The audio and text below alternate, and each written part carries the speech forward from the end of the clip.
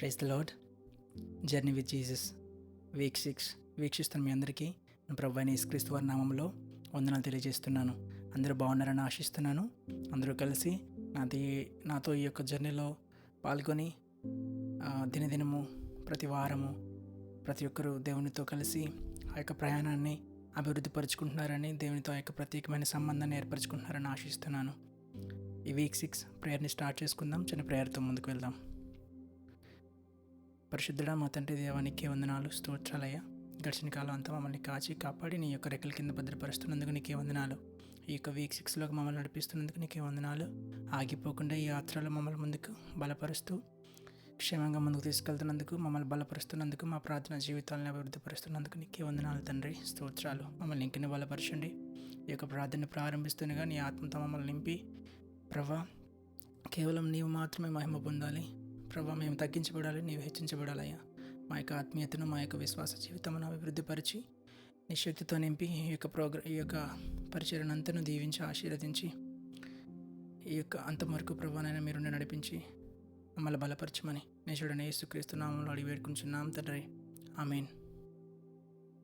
అందరికీ వందనాలు. 2 పాటలు పాడుకుని దేవుని నామాన్ని మహిమపరుద్దాం. నీకంటే నమ్మదగిన దేవుడెవరయ్యా, నీవుంటే నాతో ఏ భయము లేదయ్యా అని ఈ పాట పాడుకుంటూ దేవుని నామాన్ని మహిమపరుచుకుందాం.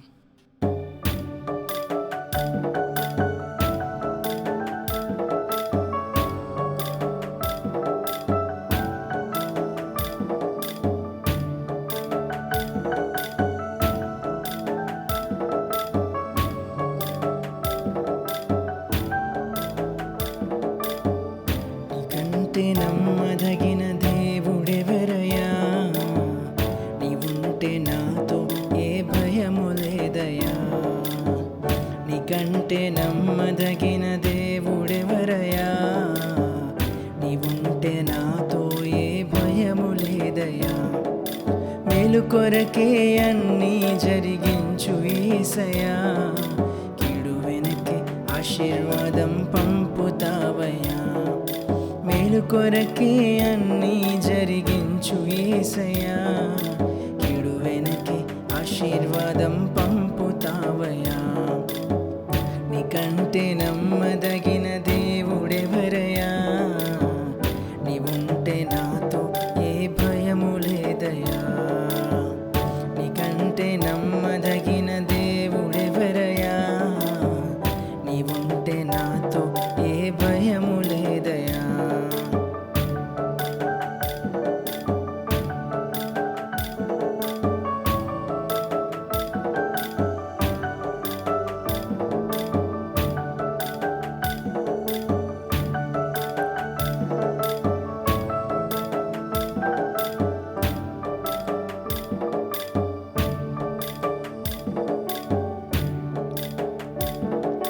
కొట్టబడిన వేళ నా గాయం కట్టినావే,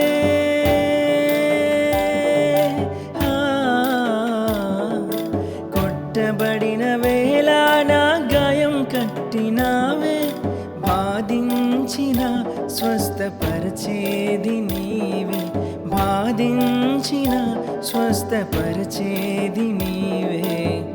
నీకంటే నమ్మదగిన దేవుడెవరయ్యా, నీవుంటే నాతో ఏ భయము లేదయ్యా.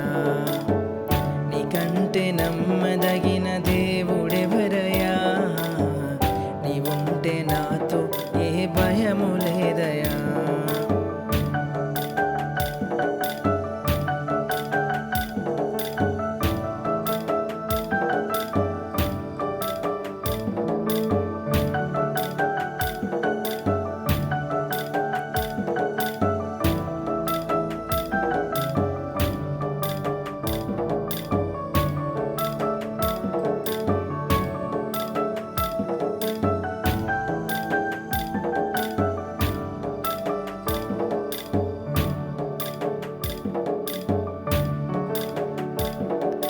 విడువబడిన వేళ నన్ను చేరదీసినావే,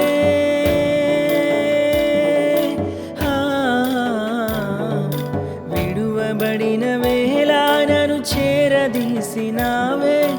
కోపించి కోపించిన కరుణ చూపేది నీవే, కోపించిన కరుణ చూపేది నీవే. నీకంటే నమ్మదగిన దేవుడెవరయ్యా, నీవుంటే నాతో ఏ భయము లేదయా.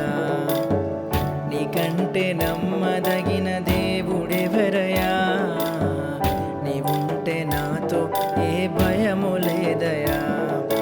మేలు కొరకే అన్నీ జరిగించు యేసయ్యా, కీడు వెనకే ఆశీర్వాదం పంపుతావయ్యా. మేలు కొరకే అన్నీ జరిగించు యేసయ్యా, కీడు వెనకే ఆశీర్వాదం పంపుతావయ్యా. నీకంటే నమ్మదగిన దేవుడెవరయ్యా, నీవుంటే నాతో ఏ భయము లేదయా. హల్లెలూయా. నీవు నా తోడు ఉన్నావయ్యా, నాకు భయమేలా నా యేసయ్యా. ఈ యొక్క పాట పాడుకుంటుండగా అందరూ దేవుని నామాన్ని మహిమపరుచుకుందాం.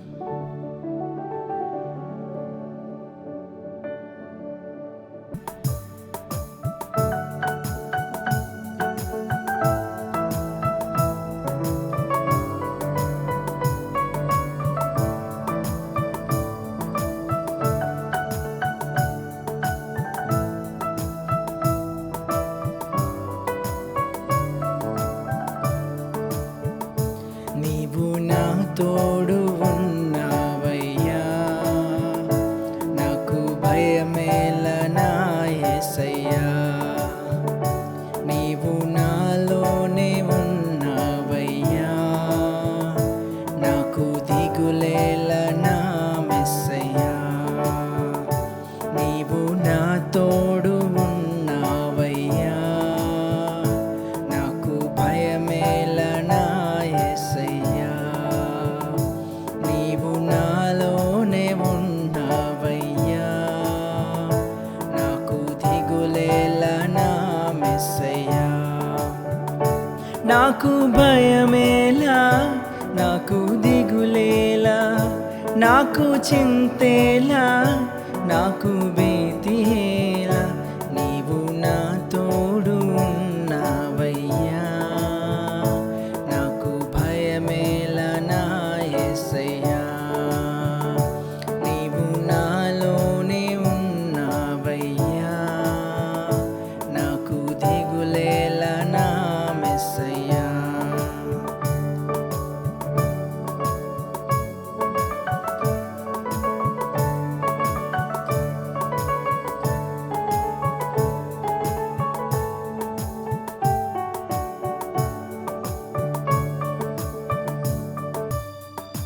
కష్టములో నష్టములో నా తోడున్నావు, వేదనలో ఆవేదనలో నా చింత ఉన్నావు. కష్టములో నష్టములో నా తోడు ఉన్నావు, వేదనలో ఆవేదనలో నా చింత ఉన్నావు. అడిగిన వారికి ఇచ్చేవాడవు, వెదకిన వారికి దొరికేవాడవు.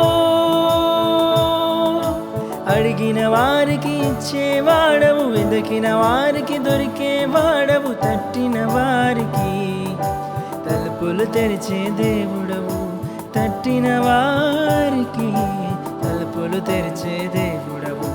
దేవా దేవా నీకే స్తోత్రం, దేవా దేవా నీకే స్తోత్రం, దేవా దేవా నీకే స్తోత్రం, దేవా దేవా నీకే స్తోత్రం. నీవు నా తోడు ఉన్నావయ్యా, నాకు భయమేల నా యేసయ్యా.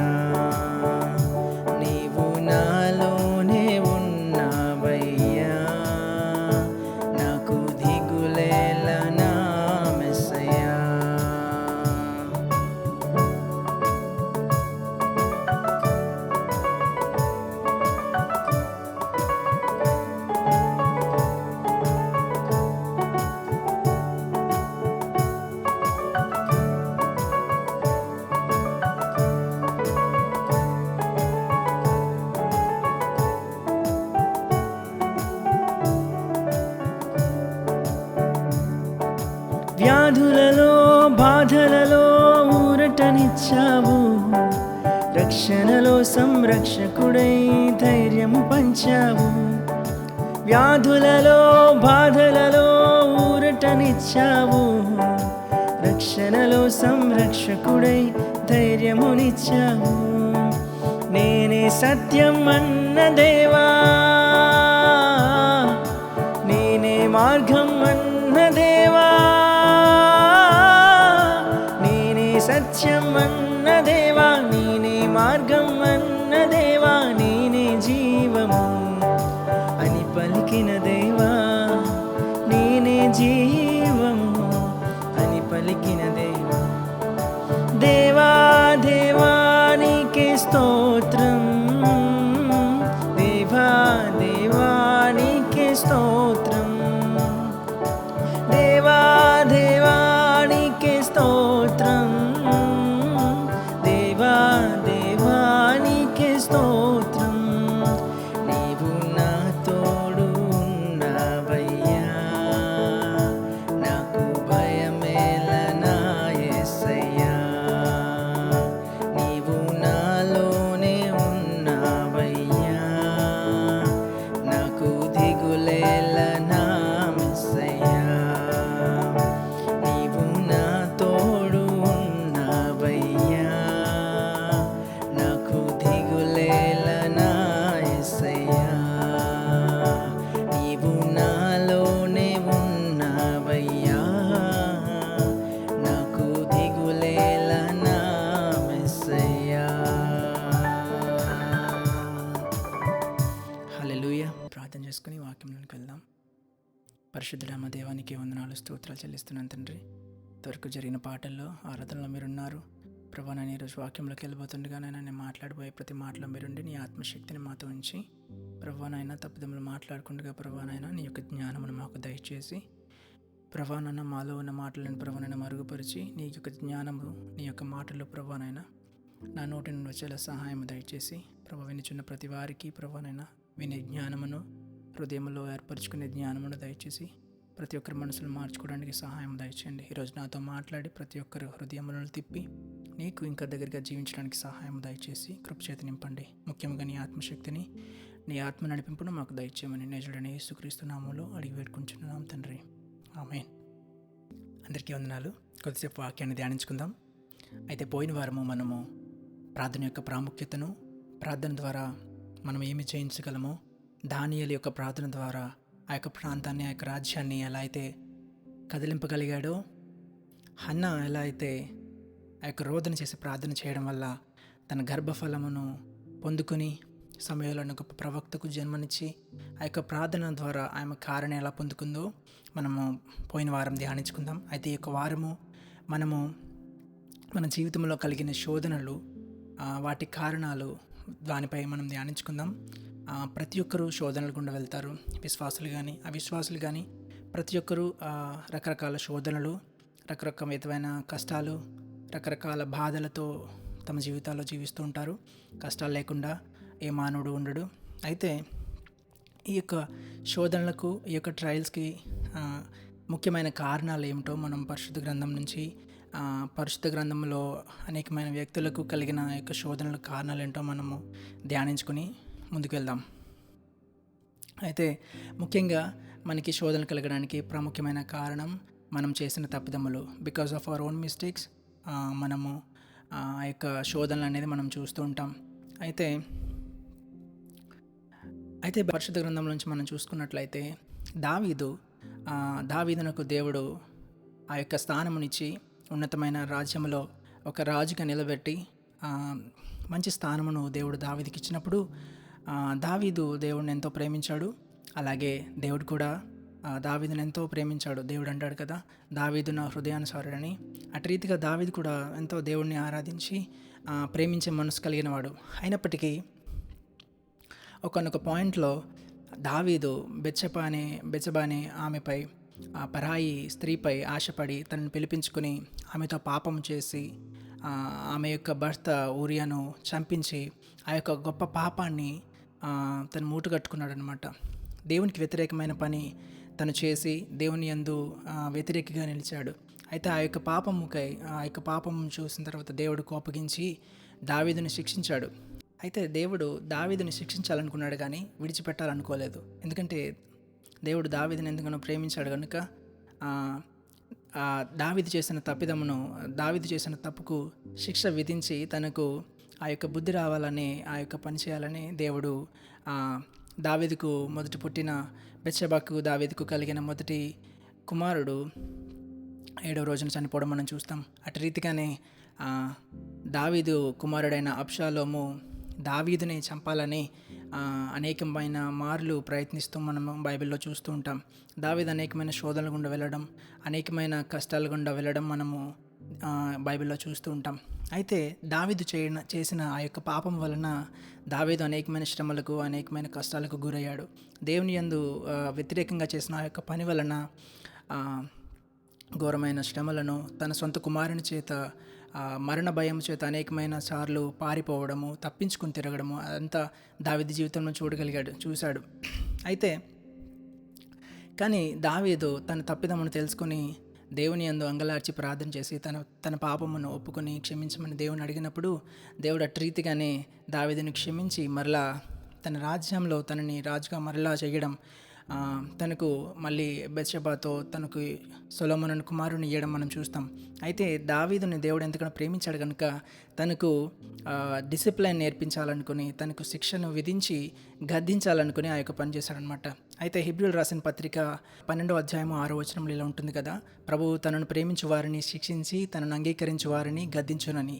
అలాగే ఈ లోకంలో మనము కూడా అనేకమైన పాపములు కానీ చేసి ఏదో ఒక పాయింట్లో ఎంత పరిశుద్ధంగా జీవించినప్పటికీ ఏదో ఒక పాయింట్లో మనము అనుకోకుండా ఒక పాపం వైపు మనం తిరిగిపోతాం. అలాగే ఆ పాపం బట్టి మనము మన జీవితంలో శోధన చూస్తూ ఉంటాం, మన జీవితంలో ఆ కష్టాలు ఎదుర్కొంటూ ఉంటాం. అటువంటి స్థితిని, అటువంటి పరిస్థితిని మనం ఎదుర్కొన్నప్పుడు దావీదు వలె మనం కూడా మన పాపములను ఒప్పుకొని క్షమాపణ కొరకు మనము దేవుణ్ణి అడగాలి. దేవుడు ఖచ్చితంగా మనల్ని క్షమిస్తాడు. పశ్చాత్తాపం కలిగిన వారిని దేవుడు అన్నాడు విడిచిపెట్టడు. మన పాపాలను క్షమించి మనకి నూతన జీవితాన్ని, మనకి నూతన మనసును మరలా దేవుడు దయచేస్తాడు. అటు రీతిగా దావీదు వల్లే ఎప్పుడైనా మనము పాపం చేసి మనం ఒక శోధన చూస్తున్నప్పుడు దావీదు వల్లే మనం కూడా ఆ యొక్క పాపమును ఒప్పుకొని మనము పశ్చాత్తాపపడి దేవునికి ప్రార్థన చేయాలి. అటు రీతిగా మొదటి కారణం చూసుకున్నాం కదా, మనం చేసుకున్న తప్పిదముల వల్ల కలిగే శోధనలు. రెండవదిగా దేవుడు మనలను ఒక మెట్టు ఎక్కించాలని, ఒక ఉన్నత స్థాయికి మరొక మెట్టు ఎక్కించాలని కలిగించే శోధనలు. అయితే బైబిల్ గ్రంథంలో యోబు జీవిత చరిత్ర మనం చూసినట్లయితే యోబు ఎంతో విశ్వాసం కలిగి దేవుని యందు ఎంతో భయము భక్తి కలిగిన వాడై ఉండేవాడు. దేవుడు ఇటు రీతిగా సాక్ష్యం ఇస్తాడు యోబు కొరకు, ఇతని వల్లే భయపడేవాడు ఈ భూమి మీద ఒక్కడునూ లేడని. అటు రీతిగా యోబు కొరకు దేవుడు సాక్ష్యం ఇస్తాడు. అంతటి విశ్వాసం కలిగిన యోబు జీవితంలో ఆ యొక్క గొప్ప శోధనలు ఎందుకు కలిగాయో మీకు తెలుసా? అయితే సాతాను దేవుని దగ్గరికి వచ్చి, నువ్వు యోబుకు ధనము ధాన్యము అన్నీ సమకూర్చి పెట్టావు కాబట్టి నిన్ను స్తుతిస్తున్నాడు, ఏది ఒకసారి కష్టం ఇచ్చి చూడు, అప్పుడు ఆయన నిన్ను స్తుతిస్తాడేమో అని సాతాను ప్రశ్నించినప్పుడు దేవుడు ఆ యొక్క యోబుని ప్రశ్నించి తనను ఇంకొక మెట్టు ఎక్కించాలని, తనకి ఇంకా ఉన్నతమైన స్థానం, తన విశ్వాసమును బట్టి తనను నమ్మి నిరీక్షిస్తాడని దేవునికి తెలుసు కాబట్టి ఆ యొక్క పరీక్షలు పెట్టాడు. యోబుకిచ్చిన సంపద, యోబుకిచ్చిన ధనము, యోబుకిచ్చిన ధాన్యము, యోబుకిచ్చిన కుటుంబము అంత సర్వము కోల్పోయినప్పటికీ యోబు మాత్రం తన విశ్వాసాన్ని విడవకుండా, దేవుణ్ణి దూషించకుండా దేవుని నామాన్ని మహిమపరచాలని ఆ యొక్క దీనమైన స్థితిలో కూడా దేవుణ్ణి విడిచిపెట్టలేదు.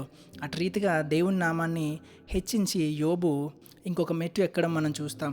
దేవుడు ఉన్న దానికంటే అధికముగా యోబు జీవితంలో మరలా ఇవ్వడం మనం చూస్తాం. అటు రీతిగానే మన జీవితంలో కొన్నిసార్లు కలిగే శోధనలు ఎందుకు కలుగుతాయని మనం ఆలోచిస్తాం, కానీ ఆ శోధనలు మనల్ని దేవుడు ఇంకొక మెట్టు ఎక్కించాలని మనకు పెడుతున్న శోధనలు కనుక ఆ శోధనలో మనం ఎప్పుడు కృంగిపోకూడదండి. ఆ శోధనలో మనం ఎప్పుడు అలసిపోకుండా దేవునిపైన నిరీక్షణ కలిగి యోబు ఎలా అయితే విశ్వాసం ఉంచాడో ఆ యొక్క విశ్వాసం మనం కూడా మన జీవితాల్లో కలిగి ఉండి యోబు వలె దేవుని నామాన్ని హెచ్చించి మనము ఇంకొక మెట్టు ఎక్కడానికి దేవుడు మనకి సహాయపడతాడు. అటు రీతిగానే మనము కూడా ఆ యొక్క శోధనలో విశ్వాసం చూపాలి. అయితే మూడవదిగా మనకు శోధనలు ఎందుకు కలుగుతాయంటే దేవునిపై ఆధారపడడం మనకి ఎక్కువ నేర్పించడానికి దేవుడు ఆ యొక్క శోధనలను అలౌ చేస్తూ ఉంటాడనమాట.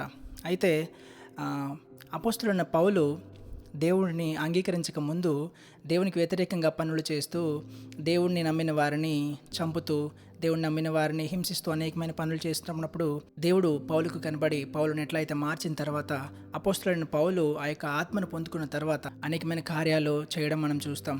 అయితే పౌలు వెళ్తుండగా ఆ యొక్క నీడను తాకి అనేక మంది స్వస్థత పొందుకుంటూ ఉండేవారు. అయితే అయినప్పటికీ పౌలు జీవితంలో కూడా దేవుడు ఒక ముళ్ళును పెట్టాడు. 2 కొరింథీయులకు రాసిన పత్రిక 12వ అధ్యాయంలో 7వ వచనంలో ఇటు రీతిగా ఉంటుంది. నాకు కలిగిన ప్రత్యక్షతలు బహు విశేషముగా ఉన్నందున నేను అత్యధికముగా హెచ్చిపోకున్న నిమిత్తము, నాకు శరీరములో ఒక ముళ్ళు నేను అత్యధికముగా హెచ్చిపోకున్న నిమిత్తము నన్ను నలగగొట్టుటకు సాతాను యొక్క దూతగా ఉంచబడెను. అది నా యొద్ద నుండి తొలగిపోవాలని దాని విషయమై ముమ్మారు ప్రభువును వేడుకుంటుని. అందుకు నా కృప నీకు చాలును, బలహీనత యందు నా శక్తి పరిపూర్ణమగుచున్నదని ఆయన నాతో చెప్పెను. కాగా క్రీస్తు శక్తి నా మీద నిలిచి ఉన్న నిమిత్తము విశేషముగా నా బలహీనతల యందే బహు సంతోషముగా అతిశయపడుదును. నేనెప్పుడు బలహీనుడనో అప్పుడే బలవంతుడను గనుక క్రీస్తు నిమిత్తమును నాకు కలిగిన బలహీనతలలోను, నిందలలోను, ఇబ్బందులలోను, హింసలలోను, ఉపద్రవములోను నేను సంతోషించున్నాను. పౌలు ఇటు రీతిగా సాక్ష్యమిస్తున్నాడు. అనేక మార్లు నేను దేవుణ్ణి ఈ యొక్క ముళ్ళును తీసామని అడిగినప్పటికీ దేవుడు నాకు నా కృప నీకు చాలు అని పౌలుకి చెప్పాడనమాట. అయితే ఈ యొక్క వాక్యం ద్వారా మనం ఏం తెలుసుకోవాలంటే, అంతటి కార్యాలు చేసిన పౌలు కూడా ఎక్కడా కూడా దేవునికి బదులుగా తను హెచ్చింపబడకూడదని చెప్పి దేవుడు ఆ యొక్క ముళ్ళును పెట్టి నా కృప నీకు చాలను అని దేవుడు అటు రీతిగా పౌలుతో చెప్తున్నాడు. అటు రీతిగా మన జీవితంలో కూడా కొన్నిసార్లు మనలను దేవునిపై డిపెండ్ అవ్వడానికి కొన్ని శోధనలు పంపిస్తూ ఉంటాడు. మనము ఎప్పుడైతే మన సొంత బలముపై, మన సొంత ఆలోచనలపై ఆధారపడతామో అలా కాకూడదని చెప్పే దేవుడు మన జీవితంలో కొన్ని ముళ్ళు అనేది పెడుతూ ఉంటాడు అనమాట. అప్పుడైనా సరే మనము దేవుని తెలుసుకుని దేవునిపై ఆధారపడి జీవిస్తామని. దేవుని కృప వలన ఇక్కడ అంటున్నాడు కదా, నా కృప నీకు చాలు అని. దేవుడిచ్చిన కృప వలన మనకి ఆ యొక్క శోధనలు అయితే పోకపోవచ్చేమో, కానీ దేవుడు ఆ యొక్క శోధనలను, కష్టాలను ఎదుర్కొనే అవకాశం ఆ యొక్క కృప మనకిస్తుంది. ఆ కృప ద్వారా మనకు వాటిని ఎదుర్కోవడానికి, వాటిని ఎదురీదడానికి మనకు దేవుని కృప సహాయం దయచేస్తుంది. అటు రీతిగానే పౌలుకు ఆ యొక్క ముళ్ళునైతే దేవుడు తీసేయలేదు, కానీ ముమ్మార్లు ప్రార్థించి ఆ యొక్క ముళ్ళును తీయమని అడిగినప్పటికీ దేవుడు ఆ ముళ్ళును తీయలేదు. నా కృప నీకు చాలను, నా కృప నీకు సహాయపడుతుందని దేవుడు అటు రీతిగా సమాధానం ఇచ్చాడు. అలాగే మన జీవితంలో కూడా ఏదైనా ఒక సమస్య మన జీవితంలో వెళ్ళిపోకుండా అలాగే ఉంటుందంటే దేవుని కృప మనకు సహాయపడుతుంది. దేవుని కృప ద్వారానే మనము ఆ యొక్క సమస్యలను, శోధనలను మనం ఎదిరించగలిగే శక్తిని మనకు దయచేస్తాడు దేవుడు. కనుక దేవునిపై డిపెండ్ అవ్వడానికి కూడా మనం కొన్నిసార్లు మన జీవితంలో శోధనలు చూస్తూ ఉంటాం. అలాగే 4వ కారణం ఏంటంటే, మన జీవితంలో కలుగుతున్న శోధనలు మన సాక్ష్యము దేవుని మహిమపరుస్తాయి. కొన్నిసార్లు మనం అనేక మందిని చూస్తాం, అనేకమైన శ్రమలు, శోధనలు కలిగినప్పటికీ వారి సాక్ష్యాన్ని ఎలా కాపాడుకుంటారంటే దేవుని నామానికి మహిమ తెచ్చే విధముగా. అయినప్పటికీ ఆ శోధనలు ఉన్నప్పటికీ దేవుని ఎక్కడ దూషించకుండా, దేవుని నామాన్ని ఎక్కడ దిగజార్చకుండా అటు రీతిగానే వారి సాక్ష్యాన్ని కాపాడుకుంటారు. అనేకమైన సమస్యలు, అనేకమైన కష్టాలు వారు చూస్తూ వారి లైఫ్లో వెళ్తూ ఉన్నప్పటికీ వారు తమ సాక్ష్యాన్ని మాత్రం కోల్పోరు. అటు రీతిగా మనం ఈ రోజులో కొంతమందిని చూస్తూ ఉంటాం. అలాగే మనం కూడా కొన్నిసార్లు కలిగిన శోధన వలన ఆ యొక్క సాక్ష్యాన్ని మనం కాపాడుకుంటే మనము దేవుని నామాన్ని మహింపరిచే బిడ్డలుగా ఉంటాం. మన జీవితం యొక్క సాక్ష్యము అనేక మందికి మాదిరిగా కనబడాలి. ప్రభువును మనం కనపరిచే బిడ్డలుగా ఉండాలి. సత్క్రియల వల్ల, మన సాక్ష్యము వల్ల మనము ప్రభువుని కనపరుస్తూ అనేక మందిని మార్చగలిగే శక్తిని మనకు దేవుడిస్తాడు. అటు రీతిగా కొన్నిసార్లు మనకు కలిగిన శోధనలు దేవుణ్ణి చూపించగలిగే శక్తి కూడా ఆ యొక్క సాక్ష్యానికి ఉంది. కనుక ఈ యొక్క 4 కారణాల కొరకు మనం తెలుసుకున్నాం కదా. మొదటిగా దేవుడు మనకి శోధనలు ఎందుకు ఇస్తాడంటే, మనం చేసిన తప్పిదముల వల్ల, మనం చేసిన పాపం వల్ల మనకి ఆ యొక్క డిసిప్లిన్ నేర్పించాలని, మనకి ఆ యొక్క బుద్ధిని నేర్పించాలని దేవుడు మనకి శోధనలు ఎలవ్ చేస్తూ ఉంటాడు. రెండవదిగా మనల్ని మరొక మెట్టెక్కించడానికి దేవుడు యోబుకి చేసిన కార్యము వల్లే మనకు కూడా మన జీవితాల్లో జరుగుతూ ఉంటాయి. మనల్ని ఇంకొక మెట్టుకు తీసుకెళ్లాలని, మనల్ని ఇంకా ఉన్నతమైన స్థానాన్ని తీసుకెళ్లాలని పరీక్షలు, శోధనలు మన జీవితంలో ఎలా చేస్తూ ఉంటాడు. మూడవదిగా దేవునిపై డిపెండ్ అవ్వడం నేర్చుకోవడానికి, ఆ యొక్క డిపెండెన్స్ అనేది దేవునిపై ఉండడానికి మనకు నేర్పించడానికి దేవుడు మన జీవితంలో కూడా శోధనలు ఎలా చేస్తూ ఉంటాడు. పౌలుకు జరిగినట్టుగా, పౌలుకు ఆ యొక్క ముళ్ళును పెట్టినట్టుగా, నా కృప నీకు చాలును, నా కృప ఉంటే నీకు ఇంకేమీ అక్కర్లేదు అని దేవుడు సాక్ష్యం ఇచ్చినట్టుగా, అలాగే మన జీవితంలో కూడా దేవునిపై ఆధారపడడానికి, ఎక్కువగా ఆధారపడడం నేర్చుకోవడానికి, మనకు నేర్పించడం కోసం ఆ యొక్క శోధనలను మన జీవితాలు పంపిస్తూ ఉంటాడు.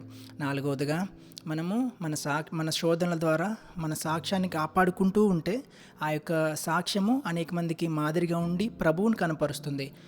యేసు ప్రభు వారిని మనం కనపరుస్తూ ఉంటే మన సాక్ష్యం అనేక మందికి మారడానికి ఒక అవకాశం ఉంటుంది. అటు రీతిగానే ఇలాగా ఈ యొక్క కారణాల వల్ల మనం శోధనలు మన జీవితంలో చూస్తూ ఉంటాం. కానీ ఈ యొక్క శోధనలు ఎన్ని శోధనల గుండా మనం వెళ్తూ ఉన్నా, మన యేసయ్యకు మనం ప్రార్థిస్తూ ఉంటే, అనునిత్యము ఆయనపై ఆధారపడుతూ ఉంటే, కేవలం ఆయన కృప వలన మనం ఈ యొక్క శోధనలని మనం ఎదుర్కోగలం.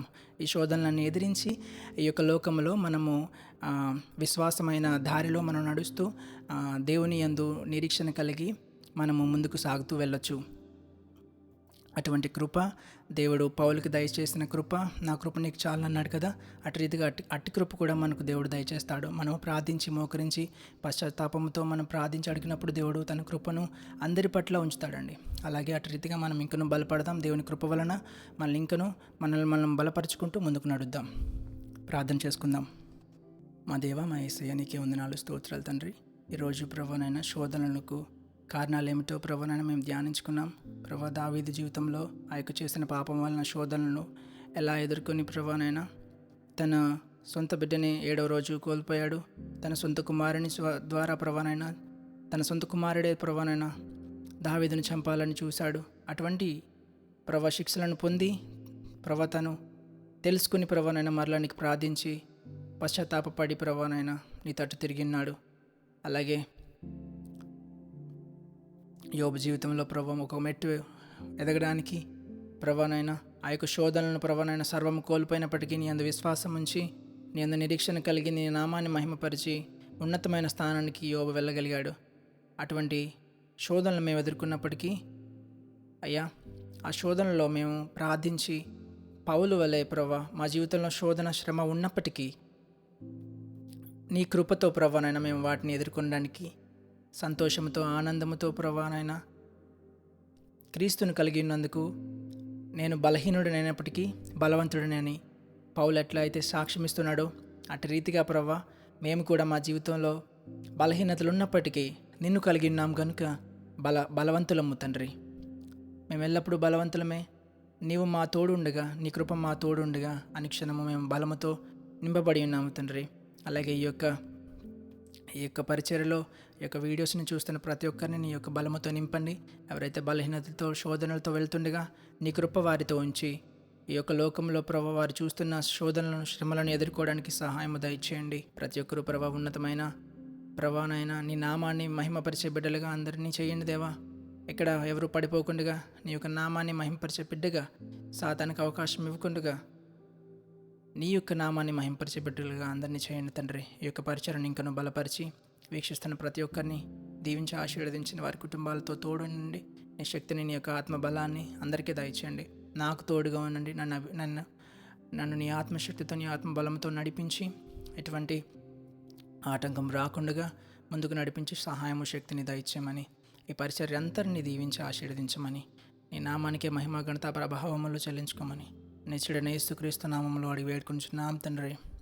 ఆమేన్.